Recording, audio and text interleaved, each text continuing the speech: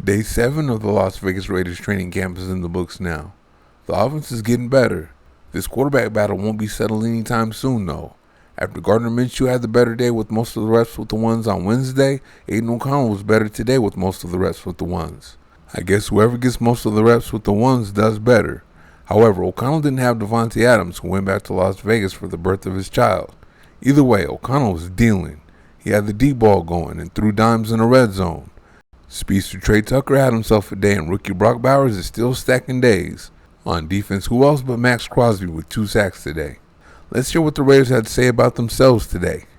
We start with head coach Antonio Pierce, who talked this morning. He started off talking about Tyree Wilson. Just finally see him healthy, enjoying football again. Going back to the guy that we thought we drafted last year.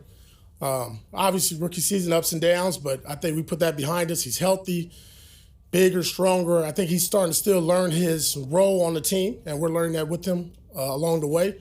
But I think, obviously a dynamic player that I think it has 2 good veterans in front of him to learn from, in Malcolm and Max. And you see that growing process both on the field and in the classroom, and that's something I think is going to continue to grow in training camp and as we go into the season. And of course, they asked about the quarterback competition. Does anyone have a leg up? No, I think we're all watching the same thing.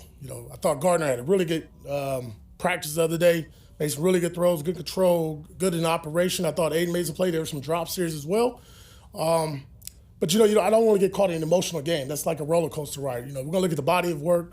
Again, there's not really a date or anything that we stamped, but we're looking to build on back-to-back days. Right? It'd be good to see Gardner go out there and have another good day, and then Aidan pick it up. So that's what we want to see from just not our quarterbacks, our team. He was asked for an update on left tackle Colton Miller and left guard Jackson Powers Johnson, and it was status quo. Hopefully getting closer, though. I know Colton's working his tail off. He likes what his boy Jack Jones did last year. Now he wants him to be consistent and do it again. Yeah, I'm just glad that we keep stacking back-to-back days with Jack. Everything I talk with Jack is about being consistent, being a pro, being on time, being where you're supposed to be, talking, communicating, being accountable, making to where everybody can trust and love you. Jack's a special player. He's been special since I've known him. And when Jack is in a good place, the Raiders are in a good place. And he is pleasantly surprised by Dylan Labe. It's translating the film. Sometimes you watch film in college and say, man, well, the guy played in New Hampshire. Can he do that in the NFL? And then you come out here and it's like, wow, 9 on 7, woo, pops. Blitz pickup, catching the ball out the backfield. Like he's working. And the thing about it, he doesn't, it's not flashy. If you don't really watch practice closely, you might miss him here and there. But if you really watch the body of work, again, going back to just even DJ Glaze, you're talking about these rookies as being consistent. That's hard to do at this age because you're getting a little bit tired. They've been training since January of this year, getting ready for the league, and now they got that opportunity, and he's making the most out of it. Now we're on to Adam Butler. He's talking about how a lot of things he does don't show up in the stat book. You know what? At this point, I really don't know. This will be the 8th year since I started playing, and that's kind of been the narrative. And I've taken pride in that. I've taken pride in being, the underdog. The guy that doesn't get all the credit. But helps the team win. I take pride in that. But I'm really trying to change that narrative. Because from the way I see it, it only benefits me so far. Like it limits the outcomes that I could be getting from this game, by being the underdog all the time. So what's he gonna do to be more known for what he does? Yeah, I just want to continue, being an all-down player. For most of my career, I've been mostly pass downs, mostly third downs, and that's good. I think my stats are good. They could be better. But I really want to, be more of an early down player as well, and just change the narrative about myself, throughout the league and show that I can play the run and I can rush the passer at the same time. And how does he feel like his process toward that in training camp is going? You know what? I've had some good days, so far, but still, I never want to get complacent. I really don't. That's just a recipe for disaster. And I can't even, I had a great day, the first day, but I got to forget about that. I got to move on, and I got to do it over and over again consistently so I can help this team win. He said this about Tyree Wilson's progress.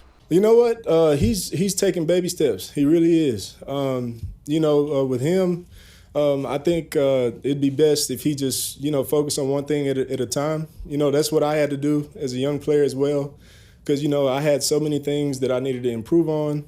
And he's no different than anybody else that first came in the league. He's got things he needs to improve on. And I think he's putting in effort. He's putting in the effort to do that. And I've seen him grow as well. He talked about how fellow interior defensive lineman Christian Wilkins and edge rusher Max Crosby's presence pushes him. Yeah. It does push me a lot. Watching Max and Christian, watching them get after it every day, it makes me want to step up my game too. So I'm glad we got those two in the room. And like I said, I'm trying to get my foot in the door. I'm trying to be somewhere in that conversation, Then he narrowed it down and just talked about Wilkins. Really just energy and personality. Just as much as I'm screaming and yelling, when he's in there and he's making plays, if you watch him, he's doing the same thing. He may or may not be as loud as I am. It just depends. But just his energy, and his swag about himself, he is a personality. There's no other Christian Wilkins in the NFL. He's just him. So. Then he talked about the possibility of Wilkins opening things up for him. I don't know. It just depends on what the other side wants to do. That's why I said for me it's different. What you just said, I've known that.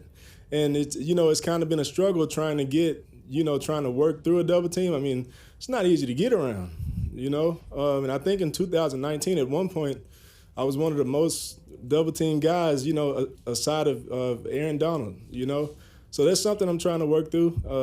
And at some point I'll figure it out. Now we're on to Byron Young, who struggled last year. He talked about what's different this year. I feel a lot different, I feel a lot healthier. Last year I had a lot of stuff going on that a lot of people might not have known about, and at the end of the day, that doesn't really matter. I'm here for a reason. I'm expected to perform, and last year I couldn't. So going into this year, I did a lot of things differently. I had a lot of chefs working with me. I worked with our nutrition team a lot to get in much better shape, worked with a personal trainer. The whole off season, spent most of my time in Vegas when everybody else was gone. So I feel a lot healthier. I feel in a lot better shape. So I just feel overall a lot better.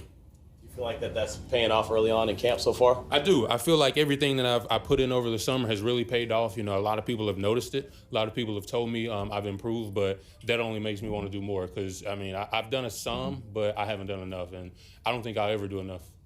He talked about how things changed for him mentally.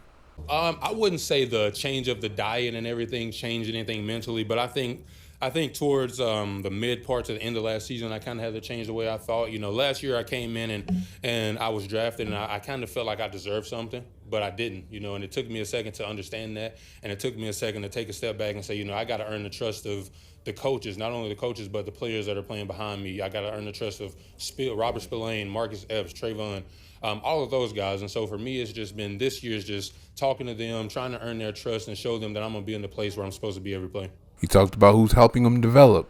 John Jenkins has played really big role, even throughout last year, and then coming into this year, he's played a big role. Christian Wilkins played a huge role in helping me develop. Just watching him and how he goes about things every day, trying to be around him as much as I can, watching film with him. He's played a big role as well. Now we're on to third down back Dylan Laube. He's been balling. Amir Abdullah better watch out. Oh, and he expects to have some kind of role this year. In a sense, I always believed in myself.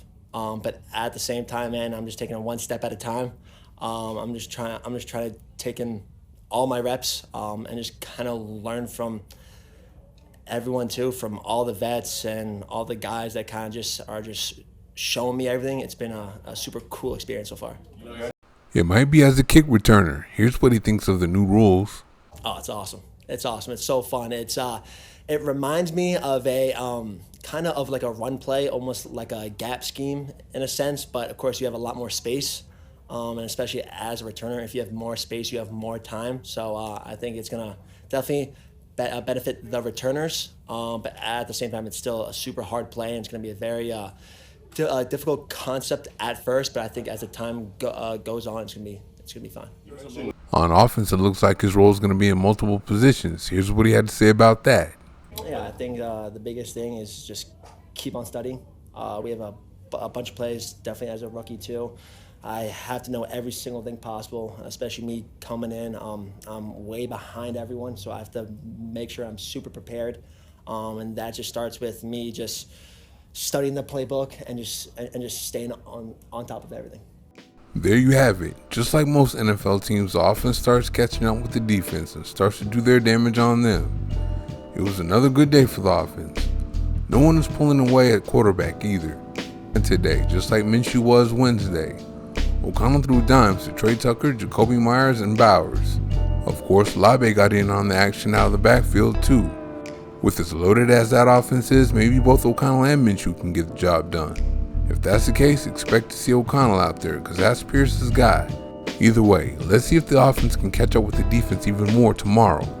Thank you for watching. See you next time.